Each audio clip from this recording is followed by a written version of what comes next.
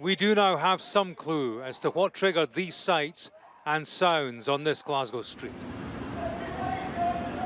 Associates of the perpetrator say he'd threatened a knife attack, having become mentally fragile. He'd been isolated for 3 weeks with suspected coronavirus. Suraj from Yemen was staying in the Park Inn hotel.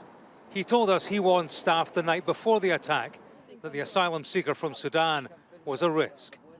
He said, I want to attack with a knife. And he mentioned some name that he said, they are especially I want to attack them. He started to feel everyone against him.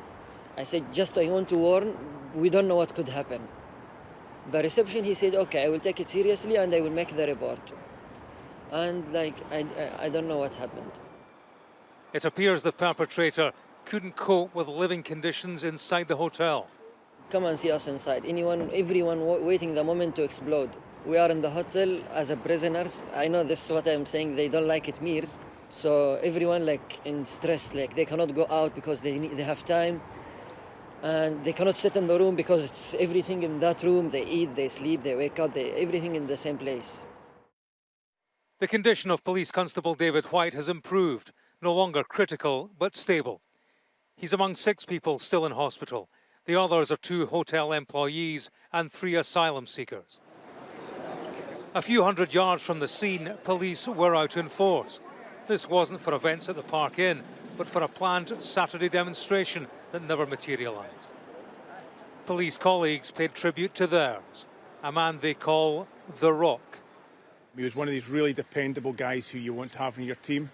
He's an experienced officer of over 13 years, most of that time spent in response policing in Glasgow city centre. And, you know, he's exactly the type of character who you would want to be working with and have by your side. There wasn't just the one warning about the knife attacker.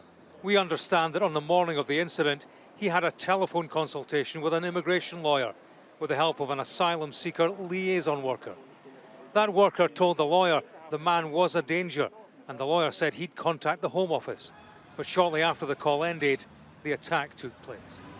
Which begs the question, were the warnings passed on and were they acted upon? The Home Office says simply it is aware of the incident.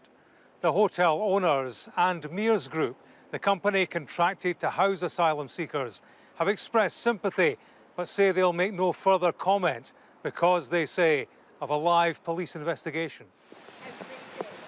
One that will look into why this happened and why it wasn't prevented. James Matthews, Sky News, Glasgow.